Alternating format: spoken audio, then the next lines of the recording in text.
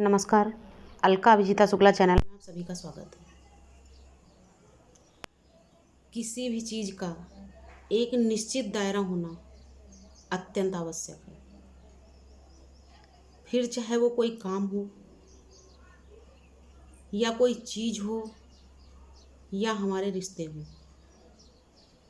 यदि हम कोई काम कर रहे हैं तो भी हमें एक दायरा निश्चित करना आवश्यक है कि हम इतने दायरे में रह के ही अपना काम करेंगे और उसको पूरा करेंगे, या हमें ये हमारी लिमिट है और इसके बाहर हमें नहीं जाना है। ठीक उसी तरीके से जब हम कोई चीज़ खरीदते हैं अपने घर के लिए तो भी हमारा एक निश्चित बजट भी होता है। उसी तरीके से बजट के हिसाब से उसका दायरा और उसकी लिमिट हम तय करते हैं। ठीक उसी तरीके से हमारे रिश्ते हैं। हमारे रिश्तों में भी हर चीज़ की एक निश्चित लिमिट होना, उसका एक दायरा तय होना या एक मान लीजिए लक्ष्मण रेखा होना बहुत आवश्यक है। रिश्ता कोई भी हो, ये वीडियो किसी विशेष के लिए नहीं है, ये लेडीज और जेंट्स दोनों के लिए समान रूप से है कि हमारे रिश्तों में रिश्ता कोई भी हो, चाहे वो पति पत्नी का रिश्ता हो या भाई बहन का रिश्ता हो, साले और बहनोई का रिश्ता हो, साली या जीजा का रिश्ता हो, या सास और बहू का रिश्ता हो, जेठ और जेठानी का रिश्ता हो, कोई भी रिश्ता हो, हर रिश्ते की एक लिमिट या उसका एक दायरा तय होना बहुत आवश्यक है। क्योंकि जहाँ पर दायरा निश्चित नहीं किया जाता वहाँ पर खींचातानी सबसे अधिक होती है। आज के समय में परिवार संयुक्त क्यों होने लगे? जॉइंट फैमिलीज आज के समय में कम देखने को क्यों मिलती हैं? क्योंकि लोग अपना दायरा भूल जाते हैं। ये केवल एक घर की नहीं, आजकल हर घर की कहानी बन गई है। और ऐसा नहीं कि इसमें किसी एक की गलती होती। कभी कभी ऐसा होता है बहू भी ससुराल वालों को बर्दाश्त नहीं करना चाहती। कभी कभी ऐसा होता है ससुराल वाले बहू को इतना अधिक दबाना चाहते हैं कि उसका जीना भी मुश्किल हो जाता है, दुश्वार हो जाता है। अब ऐसी स्थितियों में आप सोचिए, परिवार संयुक्त नहीं होंगे तो क्या होगा? कभी कभी परिवार में जेठ या जेठानी अपनी लिमिट भूल जाते हैं। उनको बस ये लगता है कि ये बाद में आई है, इसलिए सर्वस्व जो भी है हमारा है, सर्वस्व अधिकार हमारा है, हक हमारे हैं, हम जो चाहें वो कह सकते हैं। ये लड़की जो दूसरे के घर से आई है, बाद में आई है, इसके लिए भी हम जो चाहें वो शब्द हम यूज कर सकते हैं। लेकिन आप बताइए ये कहाँ तक अच्छी बात है, कहाँ तक सही है? सास ससुर अपनी लिमिट भूल जाते हैं। उनको ये समझ में नहीं आता है कि ये हमारी बहू है, तो इससे हम किस लिमिट तक और किन शब्दों का यूज करें बातचीत के दौरान, वो नहीं सोचते।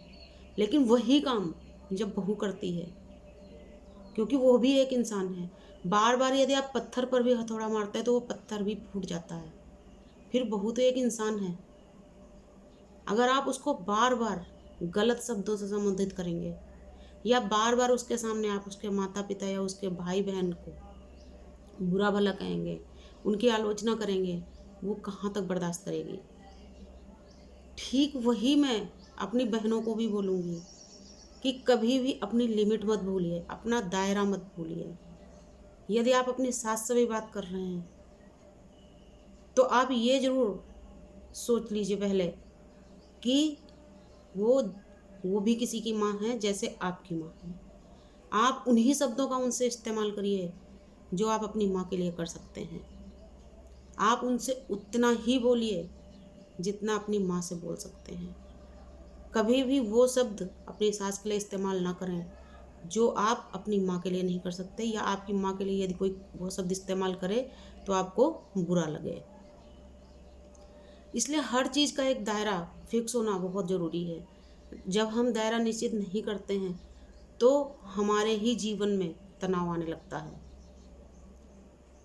क्योंकि शुरुआत से ऐसा होता है, संकोचवश हम किसी से मना नहीं कर पाते, चाहे वो काम की बात हो या वो शब्दों की बात हो या कुछ और बात हो। काम भी कभी कभी हम अपने सिर पर इतना अधिक ले लेते हैं संकोचवश, कहीं किसी को बुरा ना लग जाए, ये सोचकर हम कभी भी मना नहीं करते। हम करते रहते हैं, करते रहते हैं, करते रहते हैं, और उसके बाद में या तो हम तनाव या डिप्रेशन में आ जाते हैं या हम हाई बीपी का शिकार हो जाते हैं और हमारे अंदर एक चिड़चिड़ापन आ जाता है, जिसकी वजह से कभी यदि हम फ्री भी बैठे हैं तो भी हमारा मन ऐसा हो जाता है कि ना तो हम किसी से हमारा बात करने का मन करता है और नहीं हमारा किसी काम में मन लगता है। बस हमको ये लगता है कि हम एक मशीन मात्र बन कर रह गए हैं, बस जो भी है सिर्फ झाड़ू पोछा खाना और बर्तन, इतनी ही हमारी ज़िंदगी रह जाती है। ठीक उसी तरीके से जब हमारे लिए कोई गलत शब्दों का इस्तेमाल करता है तो हमको ये लगता है कि हमारा ससुराल है, यदि हमने इनको मना कर दिया कहीं इनको बुरा ना लग जाए। फिर जेठ और जेठानी आपके लिए उन शब्दों का इस्तेमाल करते हैं जो आपने कभी सोचे नहीं होते हैं और आपको सुन के बुरा लगता है, लेकिन फिर भी आप कुछ बोल नहीं पाते और अंदर ही अंदर आप घुटते रहते हैं। वही सास ससुर की स्थिति बन जाती है। वो भूल जाते हैं कि उनकी लिमिट क्या है, सास और बहू के बीच के रिश्ते की जो मर्यादा है वो क्या है। ससुर ये भूल जाते हैं कि वो जो शब्द बहू से बोल रहे हैं क्या वो अपनी बेटी से बोल सकते हैं, और जब ये चीज़ें भुलाई जाती हैं तभी परिवारों के अंदर संघर्ष पैदा हो जाता है, मनमुटाव पैदा होने लगता है और परिवार टूट जाते हैं। उसी तरीके से बहुएं भी कभी कभी ये भूल जाती हैं कि वो ससुराल में किसी के लिए शब्द क्या यूज कर रही हैं। यदि दोनों तरफ से इन चीज़ों का ध्यान रखा जाए तो कभी भी परिवार एकाकी नहीं होते, लेकिन क्योंकि आजकल ये सोचने समझने की लोगों में क्षमता कम होती जा रही है, या ये मान लीजिए कि कोई एक दूसरे को समझना ही नहीं चाहता, एक दूसरे को एक्सेप्ट करना ही नहीं चाहता, इस वजह से हमारे परिवार टूटते जा रहे हैं, बिखरते जा रहे हैं। तो बस इस वीडियो के माध्यम से इतना ही कहना चाहा है, क्योंकि इधर कई दिनों से मैं किसी को देख रही हूँ, उसके साथ में इतना अधिक हो रहा है।